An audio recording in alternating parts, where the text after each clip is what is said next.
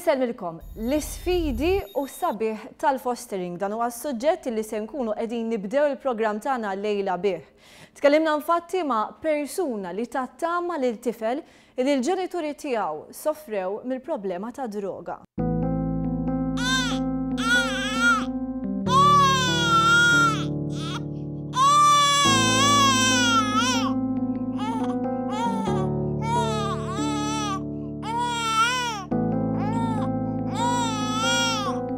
Never Sleeping Baby, kien magħruf John mit-tobba fl-isptar Mater Dei fl-ewwel 6 xhur ta' ħajtu, dan għax lejlu nar kien jikbi u jolfoq. John kienet ibati minn effetti ta' droga peress li ommu kienet tabbuża mis-sustanza tal-eroina anke waqt it-tagħla. Kawża ta' dipendenza kbira fuq l-eroina u l-kokaina, ommu missier John ma setgħux jagħtu trobbija xierqa lil-binhom u kien għalhekk li intervjenew l-awtoritajiet soċjali. Jennifer Farrugia flimkien ma' żewġa Malcolm kienu ilhom imħajra l-fostering u pront daħlu għall-isfida li jiffosterjaw lil John. Dan fl-età tenera ta' xarejn. Iżda kienu konxi ta' diffikultajiet kbar li kienu se jiltaqgħu magħhom. Huma kienu drug addicts. Allura speċi rridu jgħidulna b'kollox speċi it-tifel minn xi jista' jibgħat u hekk li ħajkollu bżonn ċertu mediċina biex ifiq bil-mod il-mod it-tifel. L-isfidi ma kienu żgħar. Ifhem, kellna sfidi kbar għalkemm kienu diffiċli. Kienu sbieħ ukoll fl-istess ħin għax għalkemm kellu bżonn ħafna terapiji ġejjin sejrin bih l-isptar. L-ikbar problema kienet li John beda jiddependi fuq id-droga mill-ġuf tal-om u għaldaqstant kellu jingħata l-metadone. Jonah Juice om Jennifer għamlet 6 xhur tagħti l-metadone lil John. Mela, ovvja, kien ikollna l-metadone, nħodu l-metadone fis-seringa, inti tlestiju fej kollok id-doża kemm għandek ittieħ, u mbagħad tipprepara biex it-tifel tagħmililu f'ħalqu tara li qiegħda sew fil-ġemp ta' ħalqu u ttilu bil-mod il-mod. Dan ma jfissirx li Jennifer seta' tisserraħ rasa dwar is-saħħa fiżika u mentali ta' John. Fil-fatt, John kienet isib diffikultà fl-iżvilupp. Ċanka tal-fostering stess, is-social workers kienu qalulna nibżgħu li ma jimxix u hekk. Imma għal-grazzja tal-la, minna u minnem dan, konna nieħduh għat-terapija u hekk nagħmlu t-terapija hawnhekk kuljum kont. Jennifer weħda ma setax laħħaq mal-bżonnijiet ta' John. Meta tara t-trobbija tiegħu mit-twelid sakemm ħallina, it-tifel għadda minn fażi li anke fejn jidħollob, ħruġ, dejjem kien hemm dik iċ-ċertu attenzjoni. Anki l-istess fit-dar tiegħi, kasina rrid nadatta d-dar ukoll għalih. Għax da taf li ġi, ma jistax jimxi, jikkrolja, jitkaxkar mal-art, mela qed titneħħi l-periklu kollu mid-dar. Allura li hu sabiħ fih il-fostering il-familja kollha tħanna biex ngħinuh. Minkejja dawn l-isfidi u d-diffikultajiet, Jennifer u Malcolm irnexxielhom jibnu lil John mill-ġdid. Iżda dejjem kienu konxi li t-tifel mhux se jibqa' magħhom għal dejjem. Kont konxja li jaf tiġi ġurnata li l-ġenituri tat-tifel jistgħu jerġgħu jieħdu kustodja tat-tifel. Kont ngħid ġurnata b'ġurnata, kont ngħid ħanħobbu isu tiegħi. Fil-fatt, wara sena li kien ilu għandhom, il-ġenituri propja bdew jieħdu l-kura u t-tifel beda jmur għandhom darba fil-ġimgħa waqt li kienu qed jagħmlu l-programm ta' riabilitazzjoni. Minn hemm is-setqa tat l-approvazzjoni biex John jerġa' jmur mal-ġenituri naturali tiegħu. Il-bogħod minn John b'qalb miksura iżda mimli ottimiżmu, Jennifer tajtek. Se tal-għanna relazzjoni tajba ma' missieru u vera nirringrazzjahom ta' dil-ħaġa. Għafsa ta' qalb kieku li ma taraħx t-tifel. Ġifieri l-ġenituri tiegħu aċċettaw li inti. Ivehem, huma japprezzaw li għamilna miegħu u speċi ta' din vera kuntetti din ir-raġel li aċċettaw dil-ħaġa. U f'sitwazzjoni sensittiva bħal din, terġa' tagħmel fostering Jennifer? Iva, bl-qalb kollha. Għax vera nħossni hekk il-ġid li għamilt miegħu, nħares li għalhom ġuret ngħid it-tifel speċi bis-saħħa tagħna qiegħed hekk hu. U rajt l-omm u l-missier meta bdew ifiqu bdew jgħinuh ukoll lilu tifel. Ma speċi fil-bidunet aħna li konna nieħdu ħsiebu sowu. Jiena nixtieq li insalvaw xi tifel jew tifel oħra milli speċi jinnaf jibqgħu fis-sodda jew hekk ma jimxux.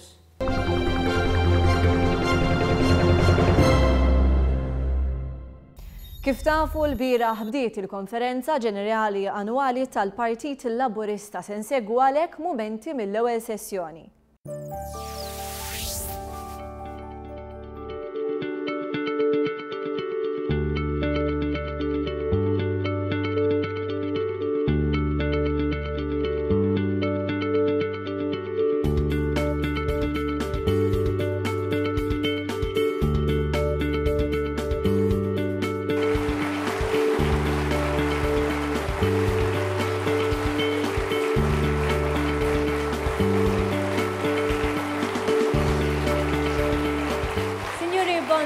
L-odwa tajba lilkom li tinsabu preżenti magħna fiċ-Ċentru Nazzjonali Laburista. Palma ġara fis-snin li għaddew, is-sessjoni ta' dalgħodu ser tkun sessjoni ta' mistoqsijiet mal-Prim Ministru mexxej tal-Partit Laburista Joseph Muscat. Mistoqsijiet b'temi ġenerali li d-delegati talbu li jagħmlu l-Prim Ministru propju dalgħodu. Nilqa' miegħi fuq il-palk lill-Prim Ministru mexxej tal-Partit Laburista Dr. Joseph Muscat.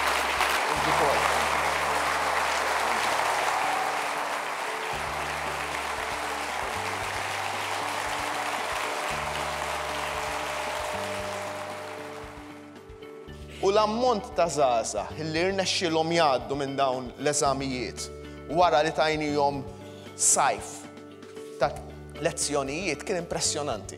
U naħseb dawk iż-żgħażagħ irnexxielna insalvawlhom il-karriera akkademika tagħhom. U ħankunu qegħdin nagħtu issa wara taħdidiet mal-MUT lill-ewwel grupp ta' teachers għas-sena skolastika li jmiss sena sħiħa off biħlas bil-pattu l-kondizzjoni li huma jmorru iġeddu il-kwalifiċi akkademiċi tagħhom. Tnawwir istituzzjonali kbir li ma ġiex waħdu.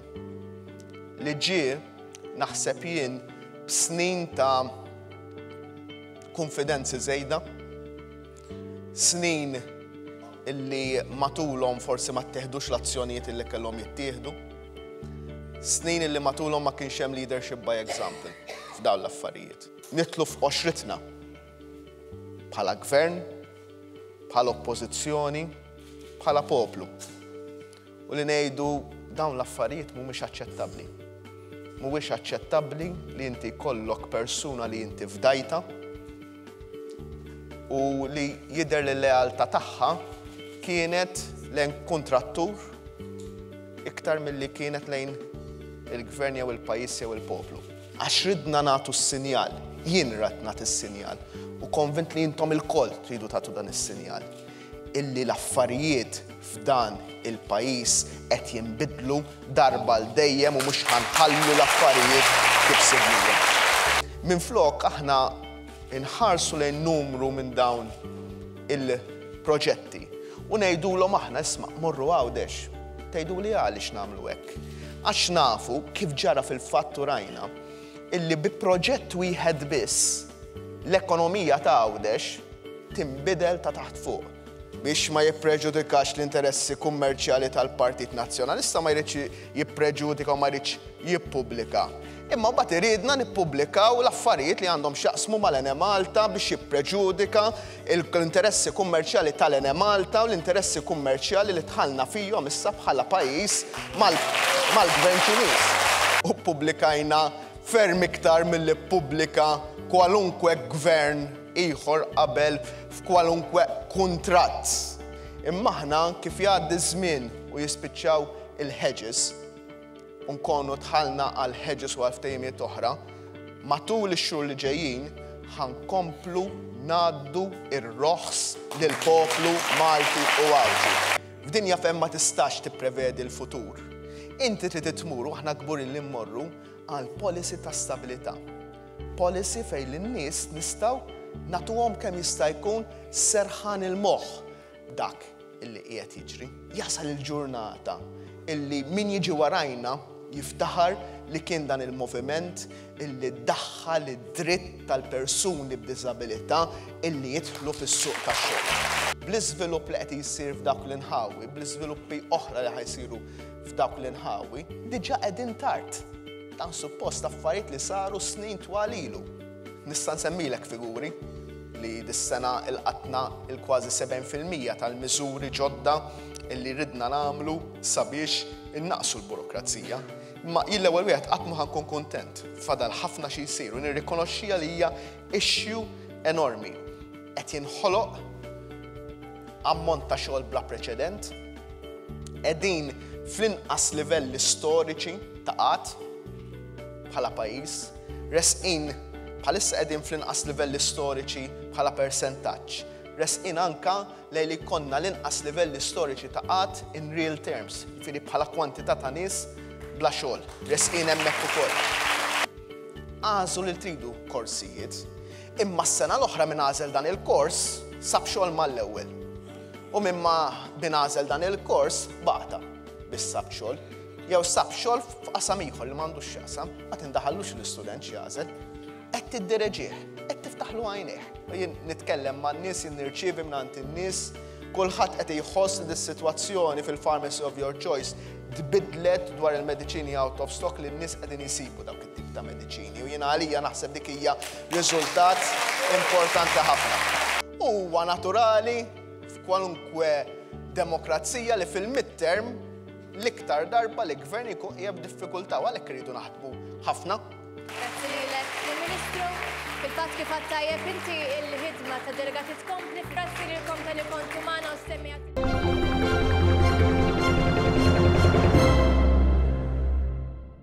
Fil-ħajja maġla tal-lum faċli titlef programm, iżda l-programmi kollha News.mt tistgħu issibuhom sħaħ permezz taċ-channel ta' One News fuq YouTube. Inħeġġiġkom ukoll issegwu l-paġna Facebook tagħna One News. Grazzi tal-li kontu magħna illejla l-kumplament tal-lejli tajjeb.